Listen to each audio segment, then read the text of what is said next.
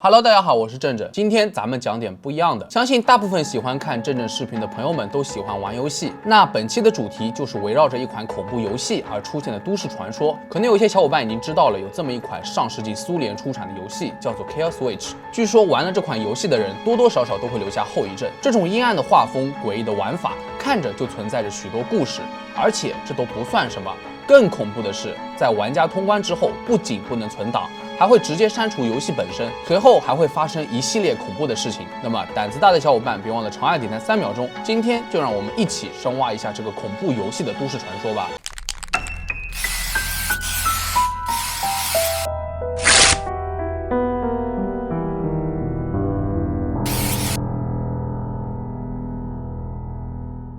这款叫做 Kill Switch 的游戏是在1989年捷克斯洛伐克的卡尔维纳公司开发的，而且当时仅发行了5000份。很快，这种饥饿营销就把 Kill Switch 捧成了香饽饽，很多玩家都没有抢到名额。就在人们好奇这是一款怎样的游戏的时候，诡异的事情发生了。据已经玩过的玩家声称，这款游戏非常奇怪，只能玩一次，一旦通关之后，游戏存档会莫名其妙的直接被删除，从而使其无法再重复进行游戏，就好像 Kill Switch 从来都没有存在过一样。大家都很好奇这样做的目的究竟是什么？难道游戏里面有什么不可告人的秘密吗？那我们先来简单的看一下 Kill Switch 到底是一款什么样的游戏。和许多恐怖的生存游戏一样， Kill Switch 的画面会比较阴沉，主要是由灰、黑白3种颜色。当玩家开始这款游戏的时候，会跳出2个不同的角色，玩家可以自由选择，一个是名为 Gust 的隐形恶魔，而另外一个是非隐形的人类女孩波尔图。由于 Gust 整体是隐形的，玩家在操控它的时候是看不见自己操作的小人的。试想这种感觉，就好比你在游戏里面出现 bug， 看不见你自己，只能看到自己的界面在移动，所以这个角色的难度普遍不是一般人能够受得了。于是有许多玩家都会在无数次 game over 之后，重新选择小女孩波尔图的身份开始游戏。当小女孩波尔图在黑暗中苏醒过来的时候，她的手肘受伤了，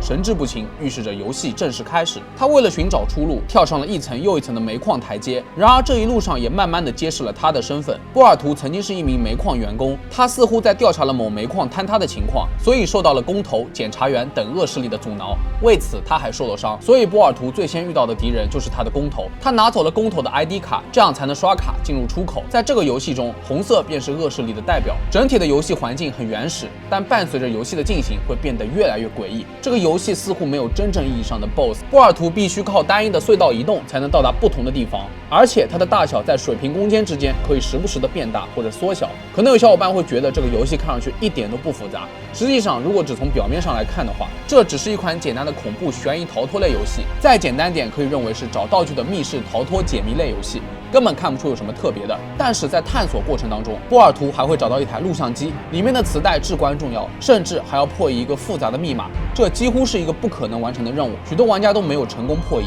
唯独一个名为波尔图881的玩家张贴了密码到一个叫做哥伦比亚的论坛上面。于是之后的玩家才知道，这个游戏的背景就是为了增加煤炭产量，才不惜折磨每一位矿工。工头们也开始伪造故障报告和工人渎职的报告，来解释低产量的原因。到后来还会有检察员的出现，一人监督一名矿工，所以会遭受各种不相同的酷刑。虽然画面模糊不清，但玩家声称有一位身穿红色外套的男子站在矿工面前，一旦生产速度放缓，就会拿小刀插进他们的关节。那么这款游戏为何要设计这么折磨的桥段呢？有人说这个游戏公司是以卡尔维纳镇命名的，该镇又以煤炭开采而闻名。卡尔维纳镇本身就是因为煤炭工业的消退而遭受了严重的破坏，所以许多人认为 Kill Switch 是一场关于恶魔崛起的游戏，因为它的游戏策略基本上是通过折磨工人以增加产量，因此恶魔们需要消灭一座矿山，所以有些人将其与前苏联的工业惯性联系到了一起，得出了这个游戏绝对是一个政治的阴谋论的结论，是在批判当时这个工业的阴暗面。然而到了游戏的尾声，在录音机后面的房间内有一个大火炉，但许多玩家在里面都找不到任何线索，即使是自焚或者继续加工煤炭，机器都没什么反应。玩家波尔图881找到了一系列的解决方案，比如吞下生焦炭，波尔图便能继续战斗，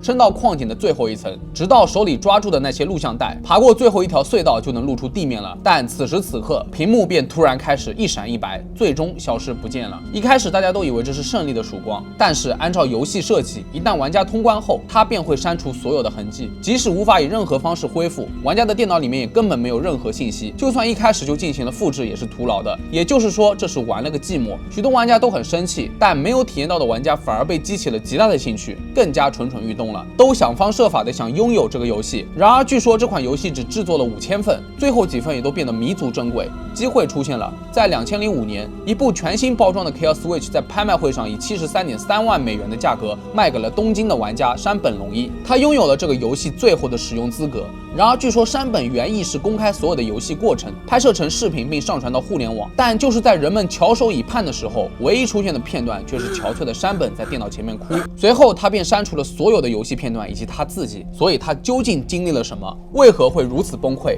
这又是一个谜。有些人觉得山本是因为花了如此高昂的价格玩到了这款世界上独一无二的游戏而感到泪崩，而更多人则认为山本最终是伴随着游戏结束后消失，而觉得花了大价钱的这款游戏侮辱了自己的智商。再来说说游戏本身，在论坛上面有许多玩家仍然在研究 Chaos Switch 的更多细节，不只是山本，那位波尔图881的用户就像人间蒸发了，没有人能够联系到他，甚至连用户名都查无此人。许多玩家称自己玩完游戏后会遇到陌生人敲门的情况，这些传言还不少，所以很多人对于 Chaos Switch 的神秘深信不疑。直到现在 Chaos Switch 也只成为了一个围绕恐怖冒险游戏的都市传说，仅凭借里面的故事就能让很多人都不寒而栗。那么好了，本期视频你以为就这么结束了吗？这个据说是1989年捷克斯洛伐克的游戏公司出版的游戏真的存在吗？就算只有5000份，那也不至于到现在互联网上也没有该游戏的任何封面。后来经过多方调查 ，Chaos Switch 实际上并不是一个真正的游戏，它真实起源于一个短篇小说，曾经发表在诗歌和短篇小说合集《机甲女郎的忧郁》中，作者是凯瑟琳·瓦伦特。但是此后它就被改变成为了真正的游戏。其实仔细想一想，就像其他游戏一样 ，Chaos Switch 也有一个结局，波尔图被困在矿井之下，玩家解决了一个又一个的困难之后，才能找到一条通往矿井的隧道。本以为屏幕上会跳转出奖励的画面，但此时只会出现一片空白。也许这就是 Chaos Switch 保持神秘的魔力吧。以此还衍生出了一段很有意思的都市传说，也算是给众人的一个交代了。那么好了，到这里就真的结束了。游戏可能是真的游戏，但是都市传说不一定都是真实的。如果你们觉得这个视频做得不错的话，也别忘了点赞、收藏、加关注。